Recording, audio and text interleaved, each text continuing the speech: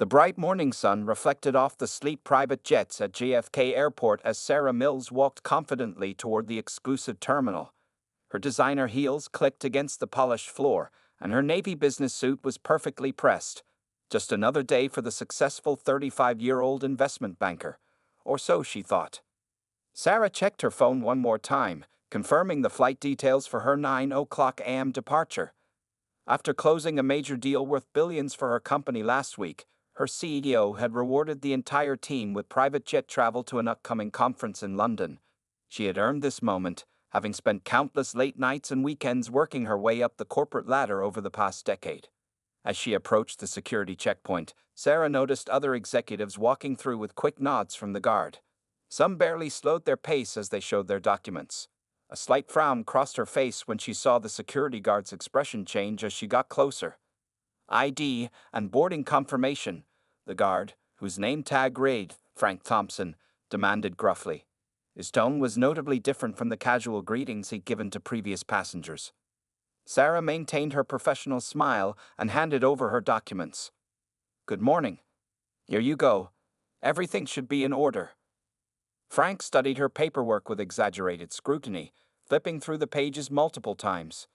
"This can't be right," he muttered, loud enough for nearby passengers to hear. "Are you sure you're at the correct terminal?" "Yes, I'm certain," Sarah replied calmly, but she could feel her heart beginning to race. "I'm with the Anderson and Pierce investment team heading to London. You can call to verify." "Listen, miss." Frank cut her off, emphasizing the miss in a way that made Sarah's jaw tighten. "This is the private aviation terminal. These jets cost more than most people make in a lifetime. Maybe you got confused with the main terminal." A few other travelers had stopped to watch the interaction. Sarah could feel their eyes on her, some showing confusion, others discomfort. She took a deep breath, remembering similar situations she'd faced throughout her career. "I understand this is the private terminal," Sarah said, her voice steady but firm. "I'm an executive with Anderson and Pierce. My credentials are right there in front of you. I've shown you the same documentation as everyone else who just walked through." Frank crossed his arms, the papers still clutched in one hand. "Well, something doesn't add up here. I've been working this terminal for 15 years, and I know what our usual passengers look like." Sarah felt her phone vibrating in her purse, probably her team wondering where she was, but she kept her eyes locked on Frank. "What exactly do your usual passengers look like, Mr. Thompson?" she asked, deliberately using his name. The guard's face reddened slightly. "That's not what I... Look, I'm just doing my job. Security is important here. I can't just let anyone walk through claiming they belong on a private jet." "Yet you seem quite capable of letting others through with minimal checking," Sarah observed, carefully pulling out her phone. She opened her camera app, not pointing it at anyone yet, but ready. "Would you like me to call my CEO? Or perhaps you prefer to speak with your supervisor?" Frank's expression darkened. "Are you threatening me?" "That's it. I'm calling security." "Please do," Sarah replied, her voice never wavering. "I'm sure they'd be very interested in reviewing how you've been handling different passengers this morning." As Frank reached for his radio, a sharp voice cut through the tension. "Is there a problem here?" Everyone turned to see Jennifer Chen, CEO of Anderson and Pierce, standing nearby. She had arrived early to greet her team before their flight, only to find one of her top executives being harassed at the security checkpoint. Frank's face went pale as he recognized one of the most powerful women in finance. But before he could speak, his supervisor was already hurrying toward the scene, having noticed the commotion on the security cameras. Sarah stood quietly, still maintaining her dignified composure despite the humiliation she just endured. She watched as Jennifer's expression moved from concern to controlled anger, knowing her CEO well enough to recognize she was about to witness something significant.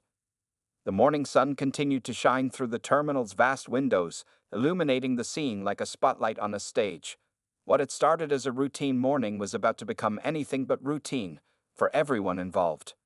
The truth was about to come out, and it would change more than just one security guard's stay at JFK Airport. 2 weeks before the airport incident, Sarah Mills sat in her office on the 45th floor of Anderson and Pierce's Manhattan headquarters. The city lights twinkled outside her window as she worked late into the night, surrounded by empty coffee cups and spreadsheets.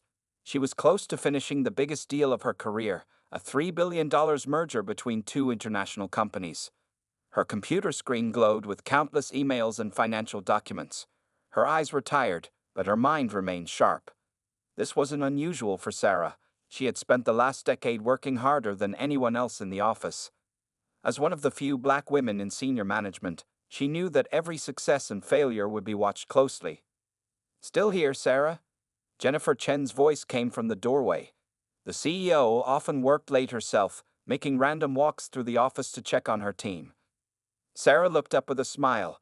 "Just finishing the final details on the Morgan Peters merger, Ms. Chen. I think we got it." Jennifer walked into the office and sat down across from Sarah's desk. She picked up one of the financial reports and scanned it quickly. Her eyes widened as she read through the numbers. "You found a way to save them an additional $500 million in operational costs?" Jennifer asked, clearly impressed. "Yes," Sarah nodded, pulling up a detailed spreadsheet on her screen. "I noticed their European offices had duplicate systems. By combining them and restructuring their supply chain, we can save them much more than they originally thought possible." Jennifer put down the report and studied Sarah for a moment. She remembered hiring her as a junior analyst 10 years ago. Back then, some board members had questioned her decision, suggesting other candidates might be a better fit for the company culture. Jennifer had ignored them, trusting her instincts about Sarah's potential. "Do you know why I hired you, Sarah?" Jennifer asked suddenly. Sarah paused her typing, surprised by the question. "I assumed it was because of my Harvard MBA and recommendations." Jennifer shook her head. "Those were important, yes, but do you remember what you said in the interview? When I asked about handling difficult clients?" Sarah thought back to that day. She had been nervous but determined. "I said that sometimes the hardest part of this job isn't understanding the numbers. It's making people understand that you understand the numbers." "Exactly," Jennifer smiled. "You knew then what many people never learn. Success in this business isn't just about being good with money. It's about breaking through people's preconceptions and proving yourself over and over." Sarah nodded slowly. She had lived that truth every day of her career. "Well," Jennifer continued, standing up, "I think it's time for a change in how we do things around here. This merger is going to make headlines, and I want you front and center when it does." The following week, Sarah's prediction proved correct. The merger was successfully completed, saving both companies billions of dollars. The financial papers praised the deal, calling it one of the smartest business moves of the year. Sarah's name appeared in several articles, and her phone started ringing with calls from other companies seeking her advice. During the celebration party at the office, Jennifer made an announcement that surprised everyone. The team responsible for the merger would be flying to London for an international financial conference by private jet. "It's time we traveled like the success we are," Jennifer announced, handing out the flight details to her team. "First class is nice, but I think closing a $3 billion deal deserves something special." Sarah held the travel documents in her hands, feeling a sense of pride. She had flown first class before, but a private jet was different. It was a symbol of reaching the highest levels of corporate success. As she packed up her office that evening, Sarah looked at a photo on her desk. It showed her standing with her parents at her college graduation. Her father, a high school teacher, and her mother, a nurse, had worked extra shifts to help pay for her education. They had always told her that excellence couldn't be denied forever. Looking at the private jet booking confirmation on her phone, Sarah smiled. She had proved them right, but she had no idea that getting on that jet would lead to one of the most challenging moments of her career, and one of the most important. Back at the airport terminal, the tension in the air grew thicker as Sarah Mills stood her ground against Frank Thompson's aggressive questioning. More travelers had stopped to watch the scene unfold, creating a small crowd near the security checkpoint. Some had their phones out, quietly recording the interaction. "I've already shown you my ID, my company credentials, and the flight confirmation," Sarah said, keeping her voice steady despite her rising frustration. "Every single document matches the requirements for private jet travel." Frank Thompson's face had turned an uncomfortable shade of red. He held Sarah's documents in his left hand while his right hand rested near his radio, as if ready to call for backup at any moment. "Listen here, miss," he said, emphasizing the word miss again. "Anyone can fake documents these days. I've seen it all before. A young flight attendant from one of the private jets approached cautiously. Mr. Thompson, I recognize Ms. Mills from the passenger manifest. She's scheduled on the Anderson and Pierce flight to London. Frank waved the flight attendant away without even looking at her. Stay out of this, Jenny. I'm handling the situation. Sarah noticed more staff members gathering at the edges of the scene. Some looked uncomfortable, while others whispered among themselves. She could hear fragments of their conversations. That's Sarah Mills, the one from the merger deal. Why is Frank doing this? Taking out her phone, Sarah began to record the interaction openly now. Mr. Thompson, I want to be clear about what's happening here. You've let several other passengers through with the same level of documentation I provided. The only difference appears to be. Put that phone away. Frank snapped, stepping closer to Sarah. Recording isn't allowed in secure areas. A senior flight crew member nearby called out, Actually, sir, recording is permitted in the main terminal area. Only the tarmac and private jet areas are restricted. Frank's face grew even redder. He turned to glare at the crew member, then back at Sarah. Fine, you want to record? Let's make something clear for your video then. This is a high-security area. We have protocols. Just because you show up in fancy clothes with some papers doesn't mean. Excuse me, a new voice interrupted. An older woman in expensive golf attire approached them. I couldn't help but notice what's happening. I've been flying private for 20 years, and I've never seen such an extensive document check. Perhaps we should call the terminal manager. Frank shifted uncomfortably, but didn't back down. Ma'am, please step back. This is a security matter. Sarah maintained her professional demeanor, though inside she was dealing with a mix of anger and exhaustion. She'd faced subtle discrimination throughout her career, but this was different. This was blatant and public. Mr. Thompson, Sarah said calmly, still recording, I'm going to ask you one final time. What specific security concern do you have with my documentation? Please be precise. The guard fumbled with the papers, flipping through them again. Well, the signature looks. The signature looks what, exactly? Sarah pressed, knowing she had him cornered. More phones had come out in the crowd. The whispers had grown louder. Several people were clearly calling their supervisors or the airport management. Frank suddenly reached for his radio. That's it. I'm calling security. This is becoming a disruption to airport operations. Please do, Sarah replied, her voice firm. I'm sure they'd be very interested in reviewing all the security footage from this morning. We can compare how long you spent checking other passengers' documents versus mine. The crowd had grown larger, and Sarah could hear multiple people talking on phones behind her. Yes, at the private terminal. No, he won't let her through. Yes, Sarah Mills from Anderson and Pierce. Just then, Jennifer Chen's voice cut through the chaos. Is there a problem here? The CEO's arrival marked a turning point in the confrontation. But before anyone could respond, Frank's supervisor came rushing toward the scene, followed by two airport officials in suits. Sarah stood tall, still recording everything on her phone. She had dealt with doubters and discriminatory behavior throughout her career, but this time was different. This time, there were witnesses. This time, there would be consequences. The truth was about to come out, but not in the way anyone expected. Jennifer Chen, CEO of Anderson and Pierce, stood at the edge of the crowd for a full minute before making her presence known. She had arrived early to surprise her team with breakfast before their flight, only to find this scene unfolding. As an Asian woman who had fought her way to the top of the financial world, she recognized the situation immediately. Her eyes took in every detail: Sarah's composed stance despite the obvious tension, Frank Thompson's aggressive body language, the growing crowd of onlookers with their phones out, and the various airport staff hovering uncertainly nearby. Is there a problem here? Jennifer finally asked, her voice carrying the kind of authority that came from running a multi-billion-dollar company. The crowd parted like water as she walked forward. Several people whispered, recognizing one of the most powerful CEOs in New York. Frank Thompson's face, which had been red with anger moments ago, suddenly turned pale.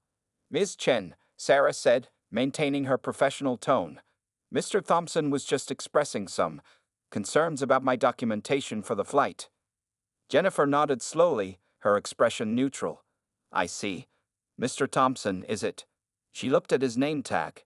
Would you mind sharing these concerns with me? Frank clutched Sarah's documents tighter, looking like a man who had just realized he was standing on thin ice. Ma'am. I was just following security protocols. We have to be thorough in checking credentials.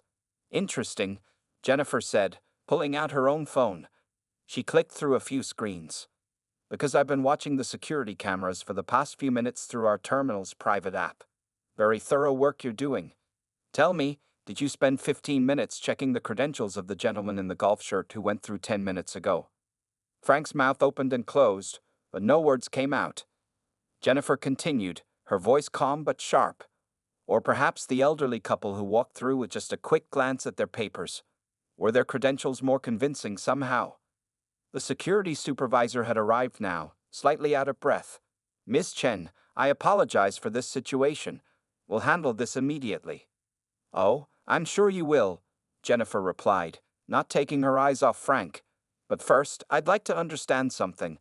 Mr. Thompson, you've worked here for 15 years, correct? That's what you mentioned earlier to my executive. Frank nodded stiffly. Then you must have seen thousands of private jet passengers. Tell me, in your expert opinion, what does a private jet passenger look like? The terminal had gone completely quiet. Everyone could hear Frank swallow hard. That's not. I mean, he stammered.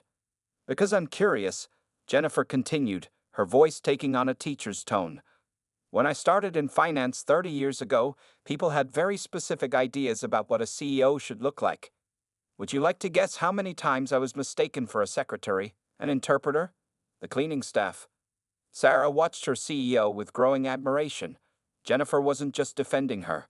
She was turning this into a teaching moment. Mr. Thompson, Jennifer said, stepping closer, success doesn't have a specific appearance. Excellence doesn't have a uniform color. And power. She smiled slightly. Power looks like whoever earns it. The supervisor stepped forward again. Miss Chen, please allow me to handle this situation. Mr. Thompson, please go to my office immediately. But Jennifer held up her hand. Actually, I have a different suggestion. Mr. Thompson, would you like to know what a modern private jet passenger looks like? She gestured to Sarah. This is what excellence looks like. This is what a private jet passenger looks like. This is what success looks like. And if you're having trouble recognizing that, perhaps it's time for some additional training. Frank finally lowered his head, the reality of his situation sinking in. Now, Jennifer said, turning to the supervisor, I believe we have a flight to catch, unless there are any other concerns about our documentation. The supervisor quickly shook his head. No concerns at all. Please, allow me to escort your team to the jet personally. As they walked past Frank, Jennifer paused one last time. Mr. Thompson, thank you for this morning's demonstration. You've helped us identify a problem that clearly needs addressing. And trust me, it will be addressed. The crowd began to disperse, but everyone knew they had witnessed something significant. Change often came from unexpected moments like these, and Jennifer Chen had just ensured that this moment wouldn't be forgotten. Just as the situation seemed to be reaching its conclusion, Mark Rodriguez, the head of terminal security, came rushing through the main doors. In his hands, he held a thick folder and what looked like security camera printouts. Wait, he called out, slightly out of breath. Ms. Chen, Ms. Mills, I need to share something important with you both. The group paused. Sarah and Jennifer exchanged glances as Mark approached them. Frank Thompson, who had been about to leave for the supervisor's office, also stopped in his tracks. I've been reviewing our security logs and protocols from the past week, Mark explained, spreading several documents on a nearby counter. There's something you all need to see. He pulled out a series of photos showing what appeared to be two well-dressed individuals attempting to board a private jet the previous Tuesday. 3 days ago, we had an incident. Two people with extremely convincing fake documents tried to gain access to a diplomat's private jet. The terminal supervisor leaned in to look at the photos. I remember this. They'd almost made it through security. Mark nodded. Yes, and here's where it gets interesting. He turned to Frank Thompson. Mr. Thompson was the one who caught them. A murmur went through the small crowd that remained. Sarah raised an eyebrow, her expression curious but still guarded. The forgeries were incredibly sophisticated. Mark continued, showing more documents. They had everything: fake IDs, company credentials, flight confirmations, all expertly crafted. If Frank hadn't noticed some tiny inconsistencies in the paperwork, those individuals would have gained access to a diplomatic flight. Jennifer Chen crossed her arms. While that's commendable, it doesn't excuse. Please, Mark interrupted politely. Let me finish. After that incident, we implemented new security protocols. All security staff were instructed to perform detailed document checks on every passenger, regardless of appearance or status. He pulled out more security camera footage, this time from the past 3 days. The images showed Frank Thompson thoroughly checking the credentials of various passengers, young, old, of different races and backgrounds. Mr. Thompson has been following these new protocols consistently, Mark explained. However, he turned to Frank, his expression stern. His approach and communication have been completely unacceptable. Frank shifted uncomfortably as Mark continued. The problem isn't that you were checking Ms. Mills' documents thoroughly. The problem is how you treated her with suspicion and disrespect from the start. Something I notice isn't present in your interactions with other passengers in this footage. Sarah stepped forward to examine the security photos. Indeed, they showed Frank checking everyone's documents, but his body language and positioning were noticeably different with different passengers. So, Jennifer Chen said slowly, you're telling us this isn't a case of singling out one passenger for extra scrutiny, but rather a case of maintaining proper security protocols while displaying obvious bias in how those protocols are implemented. Exactly, Mark nodded. The security checks were necessary. The attitude and treatment were not. He turned to Sarah. Ms. Mills, on behalf of our terminal security team, I sincerely apologize for how this situation was handled. You should never have been treated with such disrespect, regardless of any security concerns. Sarah absorbed this information thoughtfully. As an investment banker, she appreciated seeing all the facts before making judgments. Thank you for bringing this to light, Mr. Rodriguez. It changes the nature of the problem, but doesn't eliminate it. Jennifer Chen nodded in agreement. Indeed. Instead of addressing individual bias, we're looking at a systemic issue of how security protocols are implemented and communicated. This might actually be more important to address. Frank Thompson, who had been silent throughout this revelation, finally spoke up. I never realized how different my approach was with different people. The cameras don't lie. Mark gathered his documents. No, they don't. And this is exactly why we need to revise not just our protocols, but our entire approach to security interactions. The terminal supervisor stepped forward. Mr. Thompson will still need to meet with me to discuss his conduct, but perhaps this can be a starting point for broader changes in our training and procedures. As everyone processed this new information, Sarah checked her watch. Their flight would be leaving soon, but she had a feeling this morning's events would have far-reaching consequences for everyone involved. The truth had indeed come out, but it was more complex than anyone had initially assumed. The private terminal's conference room was quiet except for the soft hum of the air conditioning. Mark Rodriguez had set up a laptop connected to a large screen, preparing to show everyone the complete security footage from the past week. Sarah Mills, Jennifer Chen, Frank Thompson, and several airport officials sat around the table, their flight temporarily delayed with the pilot's agreement. Let me show you exactly what happened over the past week, Mark said, pressing play on the first video. The screen displayed crystal clear footage of last Tuesday's security breach attempt. Two well-dressed individuals approached Frank's checkpoint, carrying what appeared to be perfect documentation. As they watched, Frank could be seen carefully examining their papers, asking specific questions, and finally spotting the sophisticated forgeries. Those fake documents cost someone over $50,000 to create, Mark explained. They even had working QR codes and watermarks. Frank's attention to detail prevented what could have been a serious security incident. The next series of clips showed Frank's interactions with various passengers over the following days. Everyone watched intently as a pattern emerged. While Frank checked everyone's documents thoroughly, his body language, tone, and approach varied significantly depending on who stood before him. With some passengers, he was almost apologetic about the detailed check. I'm sorry, sir, just following our new protocols. With others, like Sarah, his stance was confrontational from the start. Frank sank lower in his chair as he watched himself on screen. I, I honestly didn't realize I was doing that, he said quietly. In my mind, I was just being thorough with everyone. Sarah spoke up, her voice professional but firm. Mr. Thompson, watching these videos, do you understand now why my experience felt different from others?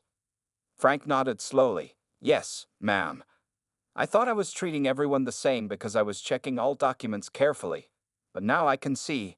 I was thorough with everyone's papers, but not with everyone's dignity. Jennifer Chen leaned forward. This is actually a perfect case study of how bias works in professional settings. It's rarely about the rules themselves, but how we apply them. The terminal supervisor, Janet Brooks, who had been taking notes, looked up. The security protocols themselves are sound. What we need to change is how they're implemented. Mark played one final clip, the confrontation with Sarah from earlier that morning.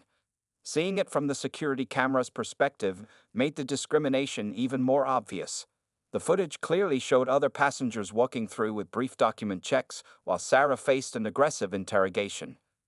The truth is, Mark said, stopping the video, we have two separate issues here. First, our new security protocols, which are necessary and proper. Second, our urgent need for comprehensive training in professional communication and equal treatment. Sarah adjusted her blazer thoughtfully. You know, in the banking world, we often say that numbers don't lie. But we also know that how we present those numbers matters enormously. It's the same principle here. Security doesn't have to mean disrespect. Frank, who had been quiet for several minutes, suddenly sat up straighter. Ms. Mills, Ms. Chen, I owe you both an apology. A real one. I've been doing this job for 15 years, and I thought being good at security meant being tough. But watching these videos, I was tough with some people and professional with others, and I never even noticed the difference. Jennifer nodded. Acknowledgement is the first step, Mr. Thompson. The question is, what happens next? Janet Brooks spoke up again. I have a proposal. Instead of simply disciplining Mr. Thompson, what if we use this situation to create something positive? We clearly need better training programs for all our security staff. Actually, Sarah said, surprising everyone, I might have a suggestion about that. At Anderson and Pierce, we developed some effective programs for addressing unconscious bias in financial decisions.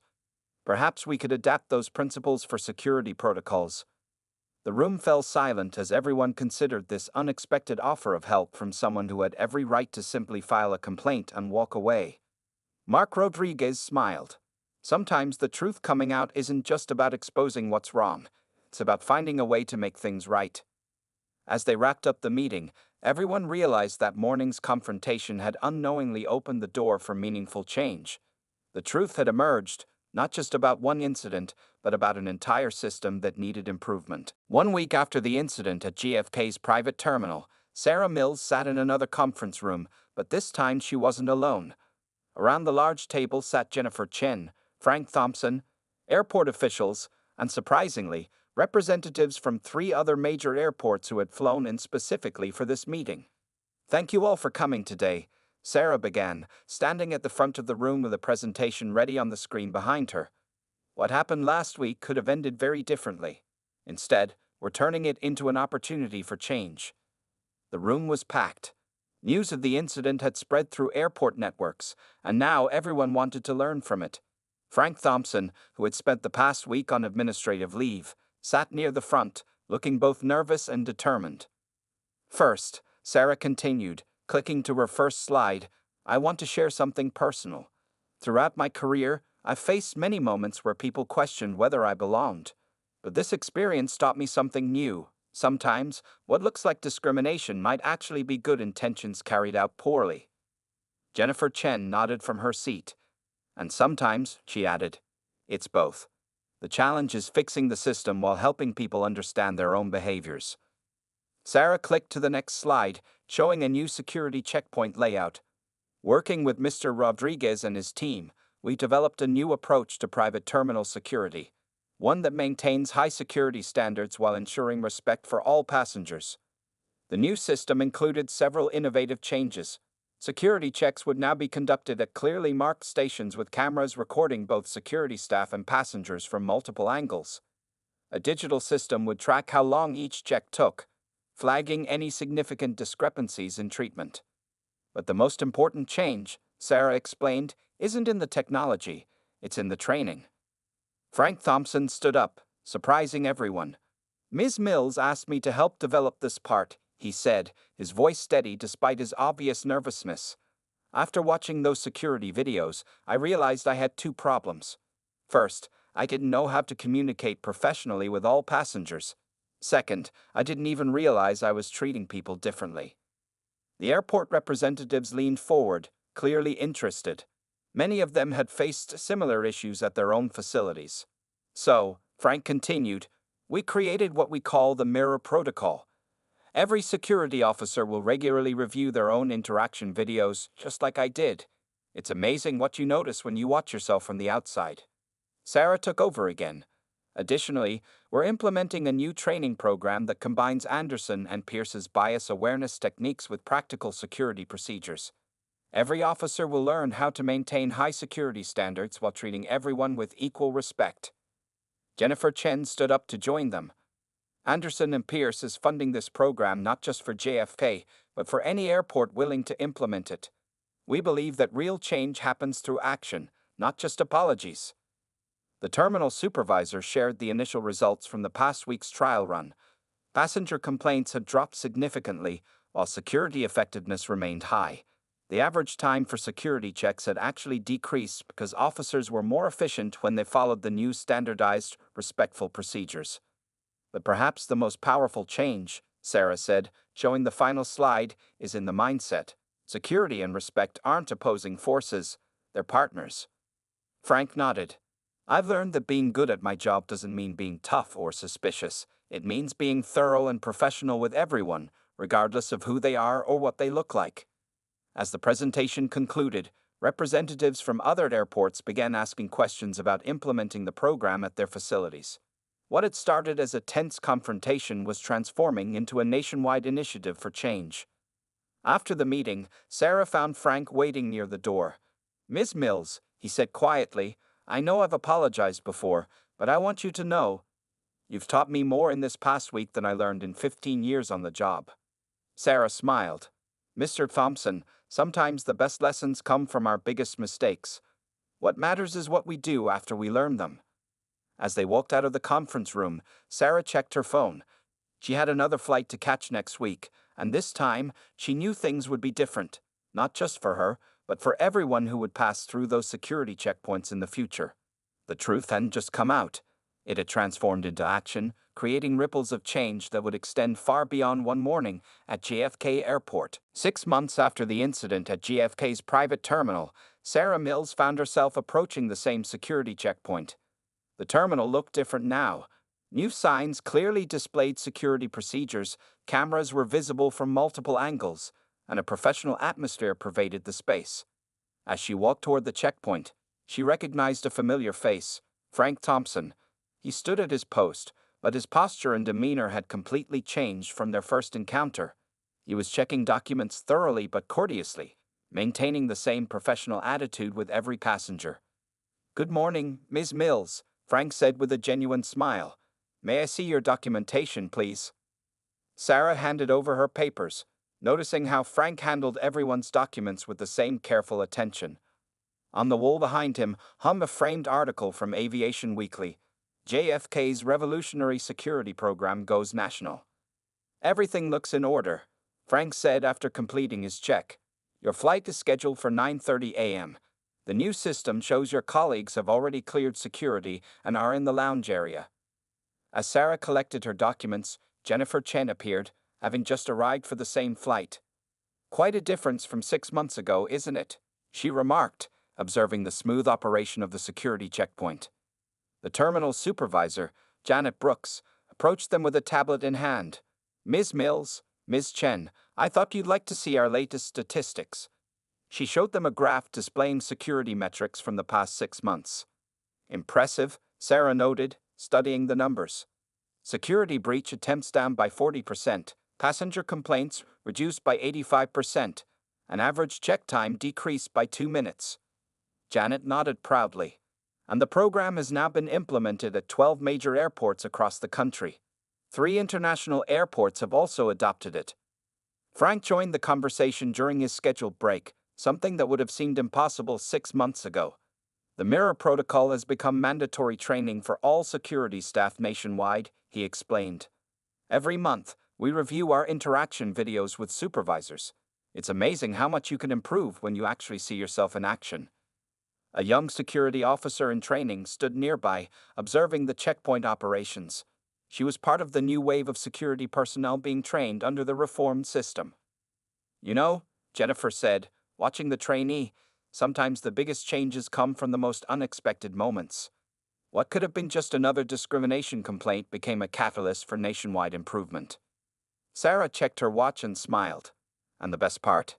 Everyone wins. The airports maintain better security, the staff work in a more professional environment, and passengers are treated with respect. Frank adjusted his newly designed uniform, which now included a visible badge indicating his certification in the new security protocols. Ms. Mills, remember what you told me 6 months ago?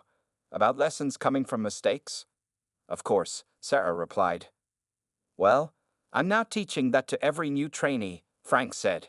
We start each training session by watching the video of that morning. Not to shame anyone, but to show how unconscious bias can affect even the most security-conscious professional.